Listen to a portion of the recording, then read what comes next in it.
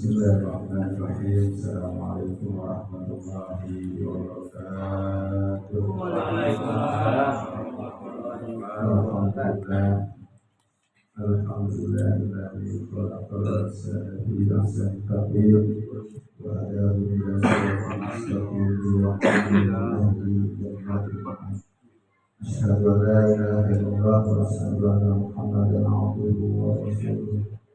Allahumma shalli ala sayyidina wa syafi'ina wa maulana Muhammadin wa ala alihi wa ashabihi wa man tabi'ahum bi ihsanin ila yaumil subhanaka la ilma lana illa ma 'allamtana innaka antal alimul hakim.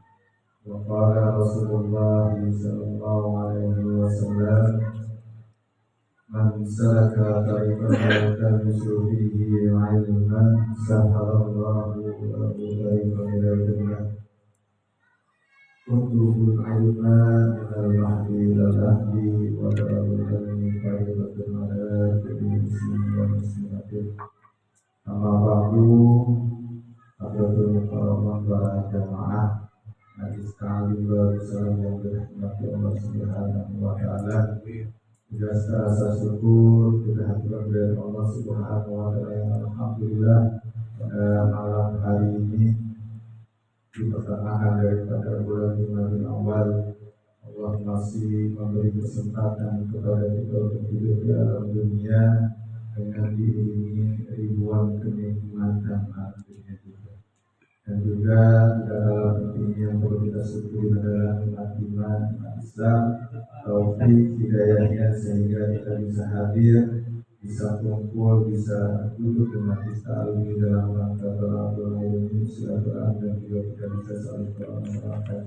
Mudah-mudahan hadirnya kita, duduknya kita di majelis ini juga sebab Allah ridho kepada kita semuanya, dan Allah limpahkan keberkahan dan rahmatnya buat kita, moga kita dunia dan akhirat. Amin.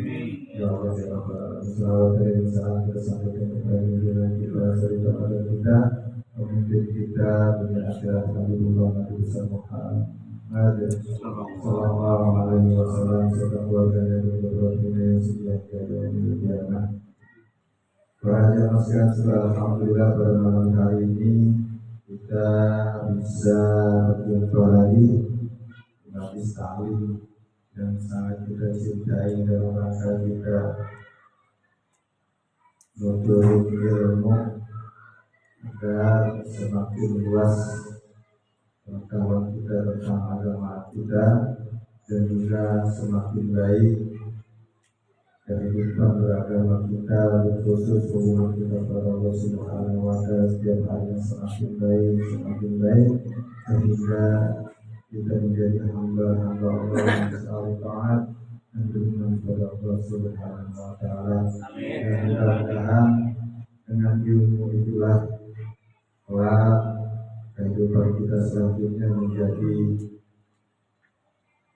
ilmu yang sekarang kita tuntut adalah menjadi petunjuk dan menjadi penerang kehidupan kita di dalam kubur dan alam akhirat. Amin ya Allah ya Rabbal alamin. Para jemaah sekalian, kemarin kita sudah sampai di hadis yang kedua dan sekarang kita masuk di hadis yang ketiga daripada hadis Arba'in An-Nawawi. Mudah-mudahan Allah memberikan manfaat dari apa yang kita pelajari dan Allah berikan keberkahan, manfaat buat kehidupan kita daripada apa-apa yang kita pelajari daripada pelajaran daripada hadis Arba'in karangan Imam Nawawi. Dan sekarang kita masuk di hadis yang ketiga, hadis Salasah. Hadis yang ketiga, an Abi Abdurrahman Abdullah bin Umar ibn al-Khattab radhiyallahu anhu. Jadi berkatalah Abi Abdurrahman, bapaknya Abdurrahman yang bernama Abdullah ibn Umar ibn al-Khattab radhiyallahu anhu. Benar ya, kita baru sini ya. Mari kita masuk ke hadis kedua ya, tentang dialog antara malaikat Jibril dengan Rasulullah Muhammad SAW. Benar? Sekarang kita masuk di hadis yang ketiga. An Abi Abdurrahman Abdullah bin Umar bin Khattab radhiyallahu anhu, berkatalah atau berceritalah bapaknya Abdurrahman yang bernama Abdullah. Jadi kalau orang Arab itu sama di kita juga orang Arab, kalau anak yang pertama yang laki-laki itu biasanya bapaknya di mana-mana dipanggil bapaknya si Anu, bapaknya si Oji, bapaknya si Aspi. Bapaknya si Aspi itu siapa? Asmara. Di sini dikatakan An Abi Abdurrahman, dikatakan atau dikisahkan bapaknya Abdurrahman. Siapa itu bapaknya Abdurrahman? Abdullah yang bernama Abdullah ibnu Umar, ibnu atau anak daripada Umar ibnu Khattab, anak Khattab radhiyallahu anhu. Allah meridhoi mereka berdua. Kenapa? Padahal di sini ada tiga orang, Abdurrahman, Abdullah bin Umar ibnu Khattab radhiyallahu anhu. Tapi Allah meridhoi keduanya karena Abdullah adalah sahabat Nabi. Begitu juga Umar ibnu Khattab juga sahabat Nabi, belajar sama Nabi dan beriman kepada Nabi. Tapi bapaknya Umar yaitu ibnu Khattab ini belum beriman. Maka jelas diceritakan radhiyallahu anhu, Allah meridhoi keduanya. Qala, berkatalah, siapa tadi Abdullah itu? Sami'tu Rasulullah sallallahu alaihi wasallam yaqulu, aku mendengar Rasulullah Muhammad sallallahu alaihi wasallam berkata, buniyal Islamu ala khamsin, syahadati an la ilaha illallah wa anna Muhammadan Rasulullah wa iqamis shalah wa ita'iz zakah wa hajjil baiti wa shaumi Ramadan. Ini hampir mirip-mirip nih sama hadis yang kedua yang kemarin ketika malaikat Jibril menemui Rasulullah yang menyerupai manusia seorang laki-laki yang datang bertanya tentang apakah itu Islam dan apakah itu iman. Ternyata di hadis yang ketiga juga Sami'tu Rasulullah SAW berkata, aku mendengar Rasulullah Nabi Muhammad SAW bersabda, bunyal Islamu ala khamsin, bahwasannya Islam itu dibangun atau didirikan terdiri dari 5 tiang. Jadi 5 fondasi atau 5 tiang. Bunyal Islamu ala khamsin, didirikannya atau berdirinya Islam itu dari 5 pilar atau fondasi. Jadi namanya dunia itu bangunan. Dunia Islamu, dibangunnya yang namanya Islam itu terdiri dari 5 pilar atau fondasi. Yang mana kalau fondasi rumah ini kokoh, maka pilar-pilarnya, fondasinya, dakar airnya harus kuat. Begitu juga Islam. Di sini dikatakan bersabda Nabi Muhammad SAW, bunyal Islam ala khamsin, dibangun atau didirikannya Islam itu dari 5 pilar atau 5 fondasi. Yang pertama apa? Syahadah alla ilaha illallah wa anna Muhammadan Rasulullah, bersahadat bahwasanya tiada Tuhan selain Allah dan Nabi Muhammad adalah utusan Allah. Ini mirip sama dengan hadis yang kemarin ya. Wa iqamis shalah, dan mendirikan salat. Ini juga salah satu pilar atau fondasi daripada agama Islam. Wa ita'iz zakah, dan menunaikan zakat. Wa hajjil baiti, atau wa hajjul baiti boleh, hijjul baiti juga boleh. Wasaumi Ramadan dan berpuasa di bulan Ramadan. Rawahul Bukhari wa Muslim. Hadis ini diriwayatkan dari Bukhari wa Muslim. Jadi kalau Islam atau bangunan ingin kokoh, begitu juga agama kita ingin kuat secara akidah tauhid kita harus kuat 5 ini. Yang pertama syahadatnya, yang kemarin kita sudah bahas dan belajar. Bagaimana kita bisa mempertahankan dan menjaga syahadat kita. Syahadat itu adalah ikrar, pernyataan bahwasannya aku bersaksi. Asyhadu, aku bersaksi. La ilaha illallah, tiada Tuhan selain Allah. Berarti enggak ada tuh yang lain selain Allah yang namanya Tuhan. Nah kadang-kala kita mengucapkan kepada teman-teman kita yang non-Islam mengatakan Tuhan dia adalah beda. Kalau kita menganggap ada Tuhan dia adalah beda dari kita, berarti kita sama saja menyekutukan Allah atau menganggap ada Tuhan selain Allah. Ini juga perlu kita jaga syahadat kita. Hati-hati. Jangan sampai kita lagi ibadah, ternyata syahadat kita sudah rusak. Padahal ini adalah fondasi daripada agama kita. Ini hati-hati. Kita bukan intoleran atau bukan anti daripada toleransi, tapi kalau urusan tauhid, urusan akidah tidak bisa ditawar-menawar. Jadi para sahabat itu coba dicari kisahnya tentang sahabat Bilal bin Rabah itu, dicampur, dipendam, disiksa hanya untuk mengatakan bahwasannya ada Tuhan selain Allah itu kita harapkan. Nah kalau kita nggak sampai begitu tapi hanya hati-hati terhadap hati pikiran kita. Kalau pernyataan keluar dari lisan kita, apalagi dari hati, oh dia mah Tuhannya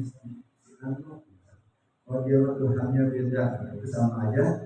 Secara tidak langsung kita menyebutkan Allah bahwa ada Tuhan selain Allah. Hati-hati. Nah daripada 5 pilar ini, nah yang keempat dan kelima itu wasaumi Ramadana wa hajjil bait. Wa hajjil bait, pergi haji jika mampu. Mampunya bagaimana?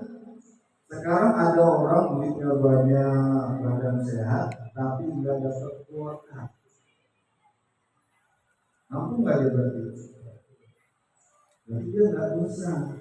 Dia duit banyak, tapi begitu daftar ya Ustaz 30 tahun lagi nggak dapat kuota. Ada juga orang yang memang Allah takdirkan dia mempunyai ilmu, punya kesehatan, tapi duitnya belum punya. Itu wajib nggak? Berarti kalau dia duitnya belum punya, ukurannya belum mampu, maka tidak wajib. Artinya ada hal-hal tertentu yang walaupun ini dikatakan pilar daripada atau fondasi daripada agama kita, tapi ada kasus-kasus tertentu haji ini juga boleh tidak dikerjakan atau tidak wajib. Duit banyak, tapi memang sudah sakit-sakitan, sudah lemah. Sebenarnya dia bisa berangkat haji tahun depan karena duitnya banyak, dia ikut haji kuroda misalnya, yang nilainya 500 juta sampai 300 juta. Tapi kemana-mana memang dia sudah uji darah misalnya. Secara fisik dia tidak memungkinkan untuk menunaikan ibadah haji. Itu juga tidak baik. Jadi boleh dalam kasus-kasus tertentu, walaupun ini dikatakan bunyal Islamu ala khamsin, bahwasanya dibangun atau fondasi pilar daripada keislaman kita ada 5 ini, salah satunya kecil baik ada menunaikan haji. Juga dalam kasus-kasus itu boleh, dia tidak wajib melaksanakan. Jadi tinggal 4. Sekarang itu pergi haji, masya Allah, selain kita perlu lebih banyak, antriannya juga ya hal-hal yang baik. Jadi tinggal 4: syahadat, sholat, zakat, sama Ramadan, puasa di bulan Ramadan. Wanita zakat, zakat juga ada orang yang memang wajib dia berzakat. Ada juga orang yang memang dia tidak wajib karena tidak mampu. Banyak jenis-jenis namanya zakat. Ada zakat fitrah, zakat mal. Nah sekarang yang lagi tren itu zakat penghasilan, zakat pertanian. Itu ada hitungan nisab-nisabnya tuh. Terus gimana kalau zakat fitrah misalnya? Zakat fitrah secara hukum fikihnya itu wajibnya kapan dikeluarkannya? Zakat fitrah itu hukum fikihnya wajib dikeluarkan ketika sudah masuk tanggal 1 Syawal atau di bulan di malam takbiran, terus kita mempunyai kelebihan makanan, maka wajib mengeluarkan zakat fitrah. Ada yang namanya, terus kalau dia pas malam takbiran emang gak punya apa-apa, boro-boro dia berbagi buat keluarganya saja, dia belum punya misalnya, dia wajib nggak zakat fitrah itu? Nggak wajib, karena kewajiban zakat fitrah itu yang pertama waktunya di malam takbiran, yang kedua adalah dia mempunyai kelebihan makanan atau harta untuk dia keluarkan, maka dia punya kewajiban mengeluarkan zakat fitrah di malam takbiran. Zakat mal, zakat harta, sama dengan zakat penghasilan. Zakat mal itu ada hukum nisabnya, ada hitungan nisabnya. Ukurannya kalau di Indonesia itu adalah emas, harga emas. Bagaimana cara biar kita bisa menghitung kita punya kewajiban zakat mal atau zakat harta? Ketika misalnya Bang Aman Jos gajinya sebulan 30 juta. Terus kebutuhan dia dalam 1 bulan cuma 10 juta. Maka dia punya tabungan dalam 1 bulan 20 juta. Sekarang harga emas berapa? 1 gram. Berapa harga emas sekarang? 2 juta. Anggaplah 2 juta 1 gram. Maka kita punya kewajiban mengeluarkan zakat mal ketika kita punya harta dalam 1 tahun bersihnya itu ukuran 85 gram sampai 100 gram emas. Nah tadi misalnya Aman Jos itu punya tabungan dalam 1 bulan penghasilan bersihnya 20 juta. Dikalkulasikan sampai 1 bulan, 1 tahun 12 bulan itu genap 200 juta. Itu penghasilan bersih dia. Jadi bukan penghasilan total ya. Gaji dia 30 juta, dia punya kebutuhan habis 1 bulan 10 juta, maka dia punya tabungan 20 juta. Begitu genap 1 tahun terhitung 20 juta. Maka dia punya kewajiban untuk mengeluarkan zakat malnya itu 2,5% dari nilai 200 juta. Hitungan nisabnya begitu tuh. Makanya mudah-mudahan kita mau punya tabungan 200 juta ini. Amin. Kita doa yang begitu-begitu aja. Dan ada lagi Bang Dayat. Bang Dayat penghasilannya 1 bulan 50 juta. Amin. Tapi kebutuhan dalam 1 bulannya 45 juta. Sisanya berapa? Cuma 5 juta. Kenapa dia gajinya gede 50 juta, pengeluarannya 45 juta. Mungkin anaknya banyak, istrinya banyak. Karena pengeluarannya banyak itu akhirnya hasil gaji 50 juta terpakai 45 juta, tinggal 5 juta. Tabungan itu tiap bulan. Begitu masuk 1 tahun, 55 juta dikalikan 1 tahun cuma 60 juta. Walaupun penghasilan dia 1 bulan 50 juta, begitu 1 tahun dihitung tabungan dia cuma 60 juta, nggak punya kewajiban yang memakai zakat mal. Jadi sebenarnya itulah. Nah sekarang lagi ngentar itu di instansi-instansi, terus perusahaan-perusahaan besar itu, karyawan-karyawan terutama PNS itu tiap bulan gajinya langsung dipotong tuh. Karena pernah saya juga dialog sama kawan itu, gimana Ustaz kalau kita tabungin 20 juta setiap bulan, kayaknya untuk nyampe 1 tahun 200 juta itu kayaknya berat tuh buat ngeluarin zakatnya.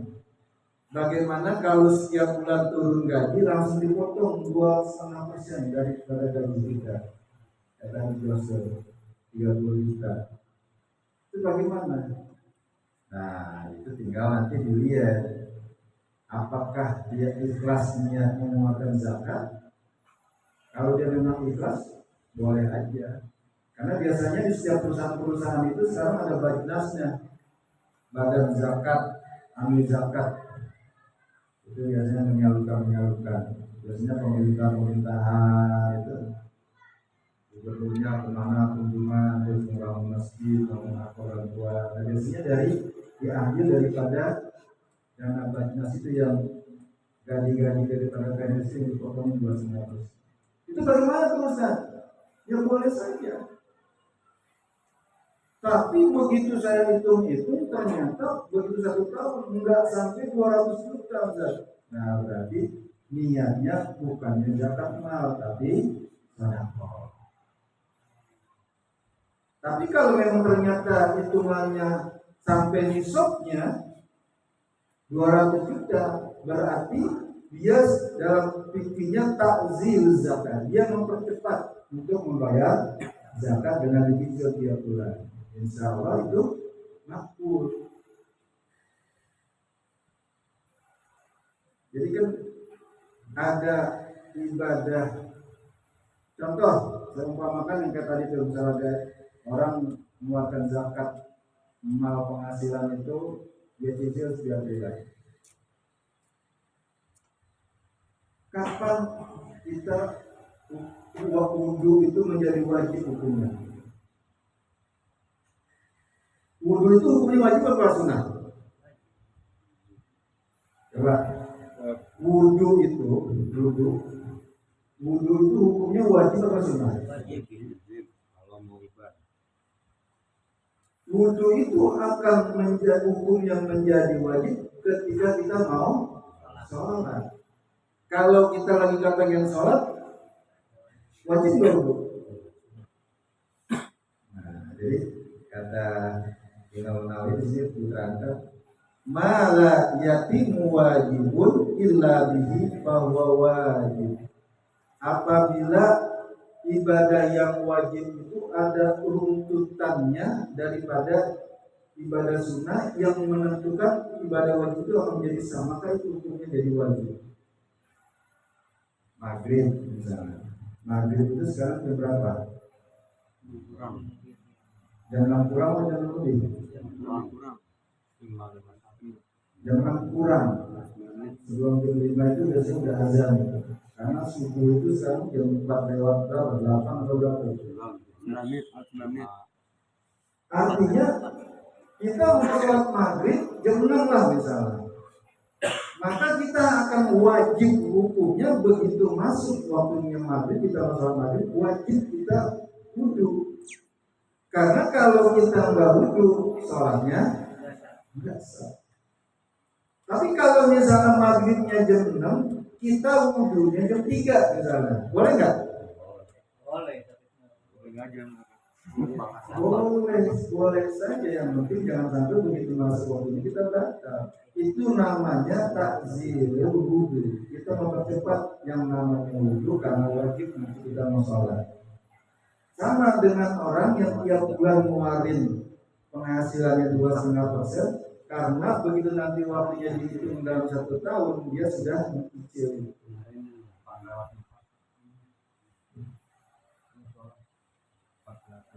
Artinya ada kasus-kasus tertentu yang hukum zakat ini sebagai pilar agama kita juga boleh dia tidak mengeluarkan zakat.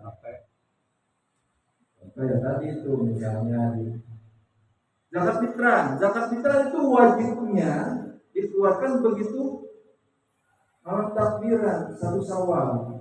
Tapi boleh nggak kita bayar zakat seminggu sebelum Lebaran? Atau bahkan sekarang begitu masuk diumumkan sama pemerintah, malam ini kita mulai taraweh, besok kita puasa, boleh itu sudah mengeluarkan zakat fitrah. Padahal hukum wajibnya mengeluarkan zakat fitrah begitu malam 1 Syawal atau malam takbiran. Ini namanya takzir, mempercepat namanya kewajiban. Nah, jadi kalau orang yang punya kewajiban bayar zakat itu ada ketentuan-ketentuan, dan juga ada orang yang memang dia tidak wajib zakat. Kriterianya tadi itu, memang dia tidak mampu, dan penghasilannya juga ini karena hanya dia tidak bisa mendapatkan penghasilan kalau dalam 1 tahun.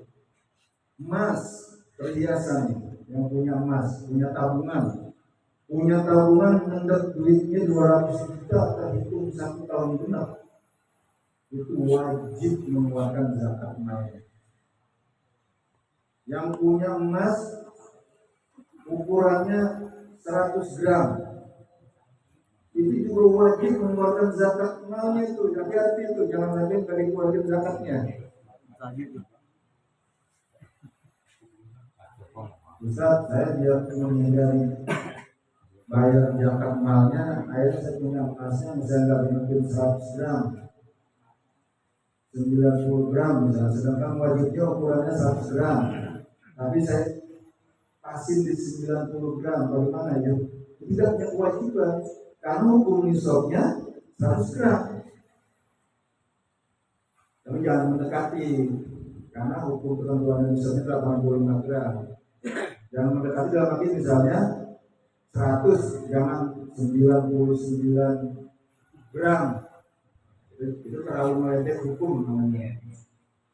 Kalau memang niatnya berat untuk mengeluarkan zakat, agak seperak jaraknya. Kalau wajibnya 100 gram, ya mungkin 90 gram. Itu nggak punya kewajiban untuk mengeluarkan zakat. Bagaimana itu hukumnya? Dibolehkan.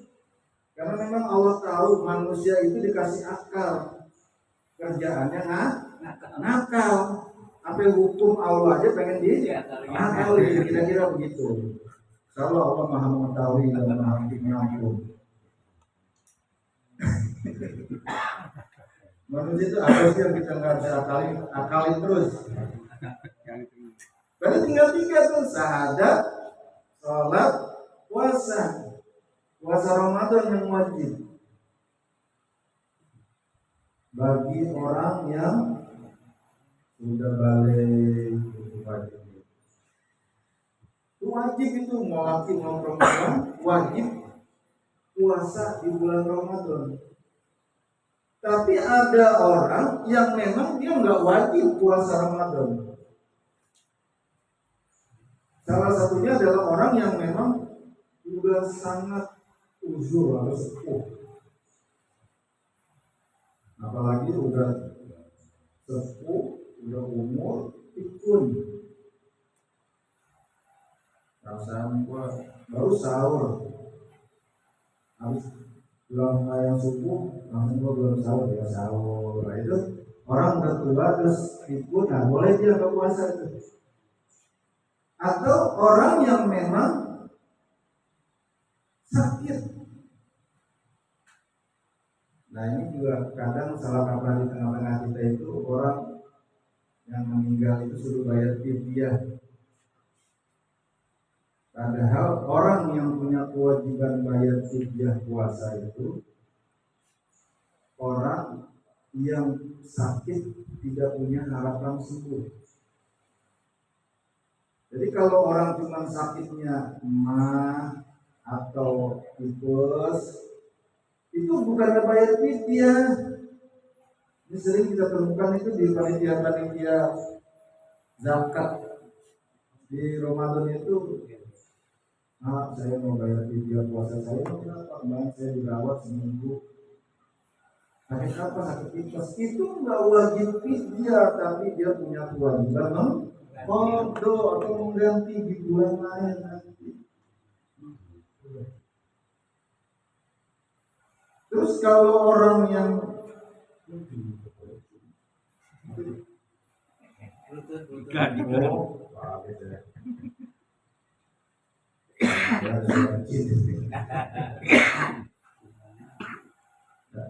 artinya ada orang-orang tertentu yang dia boleh dia tidak berpuasa karena kekuatan atau badannya sakit,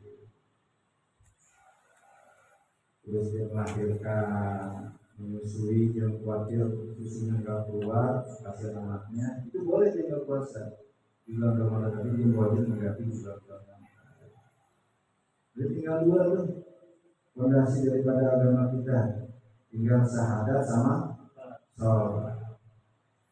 Sholat juga wajib, bagaimana kita bahas minggu lalu. Tapi ada orang-orang yang boleh dia tidak wajib atau dia tidak wajib mengerjakan sholat. Itu tadi salah satunya orang yang sakit yang tidak punya harapan sembuh, atau orang yang sakit yang sudah lemah dalam arti orang yang koma. Orang yang koma berarti kan kehilangan akal, jadi tidak wajib itu. Tapi dia punya kewajiban mengganti nanti kalau dia memang sembuh. Tapi kalau dia tidak sembuh maka dia. Siapa lagi yang tidak wajib sholat? Wanita yang haid itu tidak wajib. Jadi ada orang yang memang dia tidak punya kewajiban buat bayar, nggak punya kewajiban untuk sholat. Tapi kalau masih gagah, masih mampu, akalnya masih ada, itu dalam artian dia bisa membedakan, terus dia kenal yang makanan yang enak sama enggak, itu nanti akalnya masih ada tuh. Kira-kira ini kopi pahit apa manis, enakan kopi apa enakan teh, enakan tahu apa singkong rebus, berarti akalnya masih ada itu. Itu wajib itu puasa, sholat. Tapi kalau dia nggak bisa mengenalin ini tahu sama singkong rebus yang nggak bisa bedain, nah itu berarti udah akalnya udah nggak ada tuh. Dia boleh tuh nggak sholat tuh, karena memang akalnya enggak. Jadi ada orang yang boleh dia nggak sholat kalau nggak punya akal. Kalau akalnya sudah nggak ada, boleh dia nggak sholat. Jadi kalau bapak-bapak pengen nggak punya kewajiban sholat, hilangin akalnya dikit. Gak usah semua, dikit aja. Berarti kan bunyal Islam ala khamsin kata Rasulullah, dibangunnya Islam itu dari 4 pilar ini. Ternyata 4 pilar juga ada hal-hal yang di kasus tertentu boleh dia tidak wajib, jadi tinggal syahadat. Nah syahadat ini biar bagaimanapun harus kita pegang. Jadi sabda Nabi Muhammad SAW, dunia Islam ala khamsin, dibangun atau didirikannya agama Islam terdiri dari 5 pilar, yaitu syahadat, bahwasanya tiada Tuhan selain Allah dan Nabi Muhammad utusan Allah, mendirikan sholat, menunaikan zakat, puasa di bulan Ramadan, wa hajjul baiti man istata'a ilaihi sabila. Lalu ada keterangan dari Imam Nawawi di sini, wa sya'iril mustahabba wa huwa zinatul billah. Bangunan fondasinya bawahannya gede 1 meter kali 2 meter. Ada bangunan pondasi 1 meter 2 meter. Saking pengen kuat kokohnya itu bangunan. Cakar ayamnya kalau kedalaman ke bawahnya itu 2 meter. Besinya ukuran 14 full. Saking kokohnya. Pilarnya gede-gede. Saking pengen punya bangunan yang kokoh. Tapi tidak ada hiasan-hiasan di rumah itu. Jadi cuma tinggalnya gede-gede, fondasinya gede-gede kokoh, tapi tidak dicat, tidak ada hiasan-hiasan. Itu enak nggak dipandangnya kedua? Maka di sini dikatakan wasa'idul mustahabbat bahwa zinatun lil bina. Kalau tadi syahadat, sholat, zakat, puasa, haji itu adalah diumpamakan sebagai fondasi dan tiang-tiang agama, maka ibadah-ibadah sunnah itu adalah zinatun, penghias daripada bangunan agama kita. Maka orang akan terlihat indah kalau dia punya keistiqomahan dalam ibadah sunnah. Orang itu akan terlihat indah kalau dia istiqomah baca Al-Qurannya setiap hari, nggak pernah dia tinggal. Orang itu akan dipandang indah Islamnya kalau dia punya ibadah-ibadah sunnah yang istiqomah. Dia rajin sholat sunnah malam. Jadi dikatakan di sini wasa'idul mustahabbat bahwa zinatun lil bina, sedangkan ibadah-ibadah yang sunnah lalu kita kerjakan dengan istiqomah, bahwa zinatun lil bina, ia adalah perhiasan daripada bangunan yang kokoh.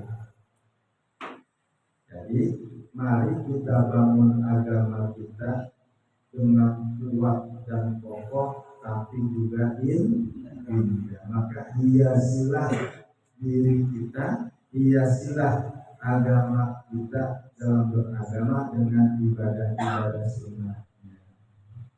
Nah kayak gini juga salah satu insyaallah amal soleh yang akan memperindah keislaman kita di hadapan Allah Subhanahu wa Ta'ala. Maka jangan sampai kita tidak punya andalan ibadah sunnah. Satu aja kita pegang, yang ibadah sunnah itu yang kita genggam erat sampai akhir hayat kita. Ini bukan masalah yang pagi tadi ya, yang 5 itu. Ini yang perhiasan, yang sunnah-sunnah. Kita harus pilih, silakan Bapak mampu yang bisa istiqomah di mana. Sholat duha misalnya. Tapi niatnya niat ketaatan kepada Allah, bukan niatnya supaya dapat proyek yang gede. Maka duhanya kuatin. Begitu ada jarak 3 bulan duhanya istiqomah tuh proyek orang dapat yang bisa lain siapa? Duhanya. Ya Allah, saya berduha ini. Proyek orang juga. Karena dia duhanya untuk proyek, bukan karena Allah. Akhirnya Allah jauhin tuh proyeknya. Padahal Allah jauhin proyeknya biar dia semakin istiqomah, dia sadar yang kasih kamu proyek itu bukan dari duhanya tapi Allah. Maka kita harus punya tuh andalan, pegangan dalam kita untuk memperhias agama kita, memperindah keislaman kita di hadapan Allah. Ibadah-ibadah sunnah perlu kita istiqomahi. Silakan masing-masing banyak juga. Sholat sunnah duhanya, sunnah rawatibnya, sunnah malamnya. Walaupun cuma 2 rakaat, tadi itu subuh jam 4 lewat berapa? 8. Jam 4. Anggaplah jam 4 subuh. Bangun itu setengah 4. Ambil wudhu, sholat sunnah 2 rakaat. Rutin sampai akhir hayat itu memperindah keislaman kita di hadapan Allah Subhanahu wa taala. Enggak usah banyak-banyak, 2 rakaat ya. Syukur-syukur habis tahajud 2 rakaat, karena subuhnya jam 4 masih ada waktu kurang lebih 40 menit. Tahajud 2 rakaat, habis itu istighfar, astagfirullah, astagfirullah, astagfirullah. 1000 istighfar, 1000 kali istighfar, tapi udah ada subuh di masjid. Itu istiqomahin terus. Hatinya kita perindah bangunan agama Islam kita di hadapan Allah dan juga pegang itu. Apa misalnya Ustaz, saya makanya berat banget orang ada subuh juga nggak tahu ada nggak kedengeran azan, kayaknya saya kalau bangun jam 3 mau berat. Ada Senin Kamis puasa. Ini kan tamu-tamu yang kuat nahan lapar semua kita mah. Nahan lapar bukan karena puasa. Bukan ada yang makan. Senin Kamis itu pemain itu untuk memperindah Islam. Baca Al-Quran, Masya Allah, Masya Allah. Saya malah punya cita-cita itu di hari tua itu, kalau Allah kasih panjang umur, udah tua itu masih pengen ngajar Al-Quran atau apa, masih pengen begitu saya. Maka Masya Allah, Masya Allah, kalau orang mau berbagi ilmu, ngajari kita bacaan Al-Quran, Masya Allah, Masya Allah, Masya Allah, Masya Allah. Itu raih itu. Jadi jangan duit mau yang kita pikirin gitu kan, dunia aja. Genggam ibadah sunnah satu aja, nggak usah semua, nggak usah banyak-banyak. Apa ibadah sunnah yang menjadi andalan kita? Sehingga nanti begitu kita sudah di padang mahsyar di hadapan Allah Subhanahu wa taala, enggak ada kita punya andalan yang bisa berbanggakan di hadapan Allah Subhanahu wa taala. Baiklah tadi kita dikasih akal, bagaimana cara mengakalinya nanti begitu dibanggakan di hadapan Allah, Allah senang sama kita. Jadi kata Imam Nawawi, wasa'il mustahabat bahwa zinatun kita bahwasanya jadi karena ibadah-ibadah yang sunnah itu perhiasan atau untuk memperindah bangunan agama kita yang kokoh. Intisari atau kesimpulan daripada hadis ini kurang lebih sama dengan kesimpulan daripada hadis yang kemarin yang kedua, bahwasanya mari kita perkokoh tauhid kita, mari kita perkuat akidah kita agar kita termasuk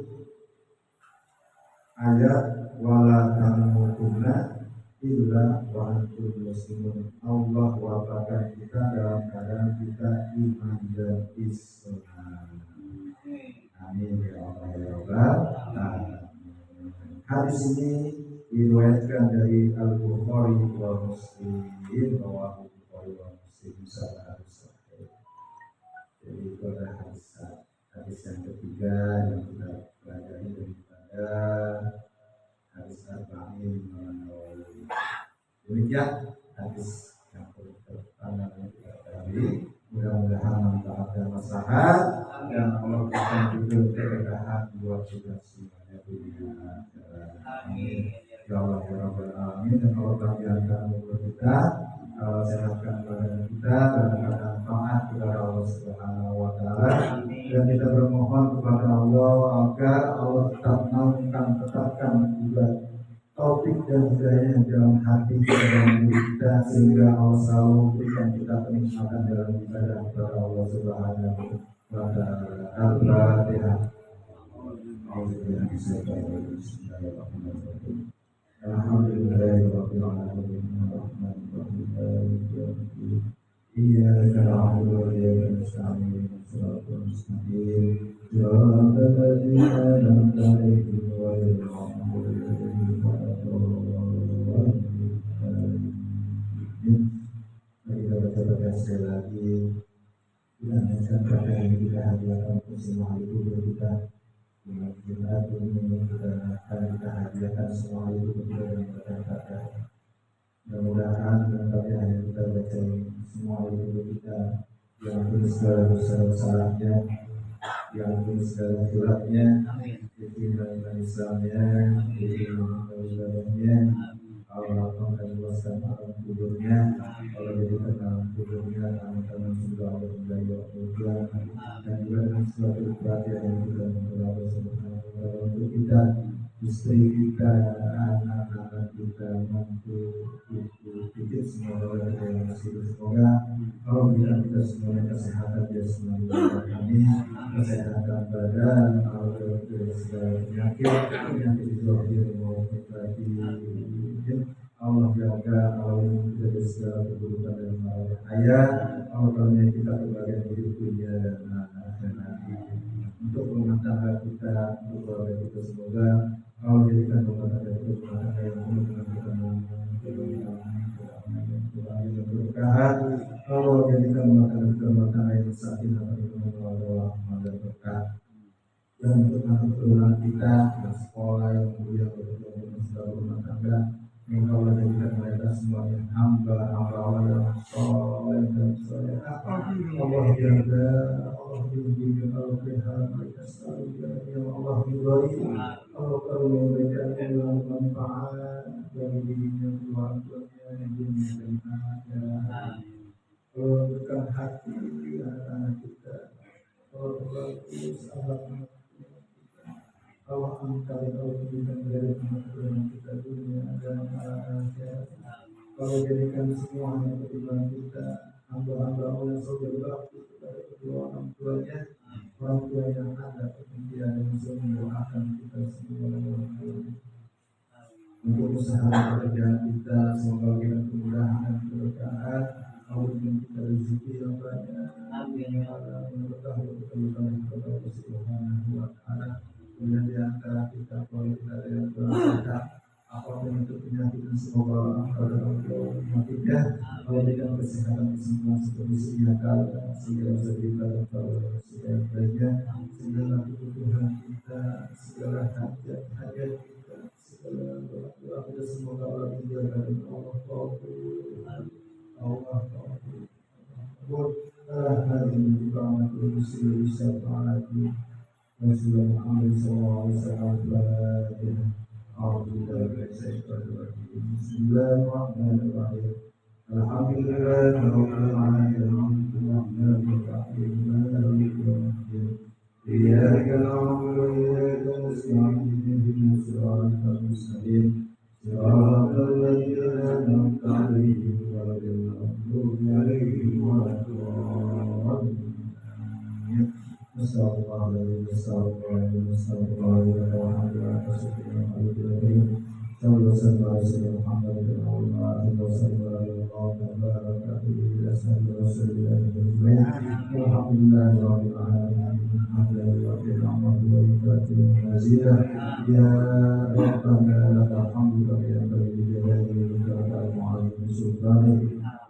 Allahumma sholli ala sayyidina Muhammad salatan tubiha biha wal وتقينا بالله من الحاجة وتقينا بالله من السيئات ودفع عنها عند من الخيرات للحياة وبعد المرض. اللهم اغفر لنا ذنوبنا وذنوب والدينا وارحمهما كما ربيانا صغارا وجميع المسلمين والمسلمات والمؤمنين والمؤمنات الأحياء منهم والأموات. اللهم إنا نسألك رضاك والجنة ونعوذ بك من سخطك والنار. اللهم إنك عفو كريم تحب العفو فاعف عنا واغفر لنا. اللهم اجعل ديننا دين محمد صلى الله عليه وسلم وإسلامنا إسلام المسلمين وإيماننا إيمان المؤمنين وصلاتنا صلاة الخاسرين وعملنا أعمال الصالحين وذنوبنا يا رب المستغفرين وحياتنا حياة نورا وموتنا لموت الشهداء ودخلنا الجنة مع الأنبياء عليه الصلاة والسلام.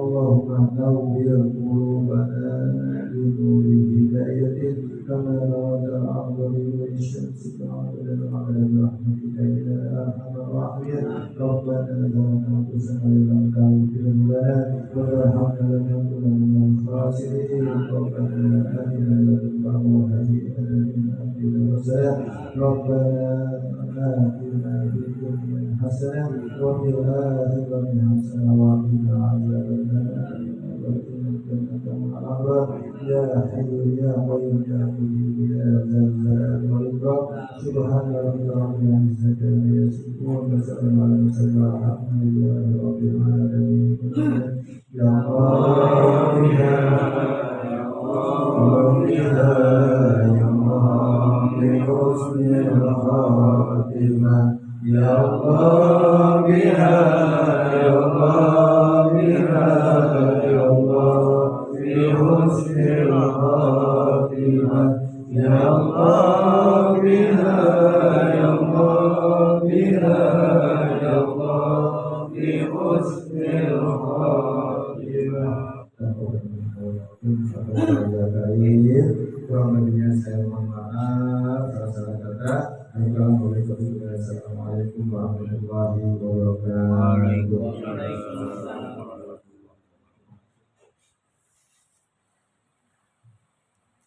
Alhamdulillah kembali seluruh orang yang berada kita saya semoga apa yang kita untuk